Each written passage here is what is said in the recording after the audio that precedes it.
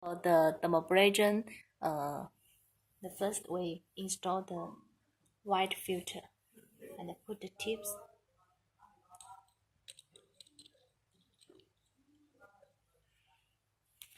And we install this one.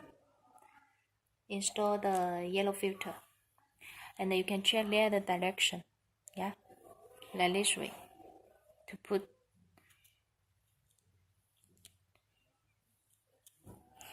And then this one from there,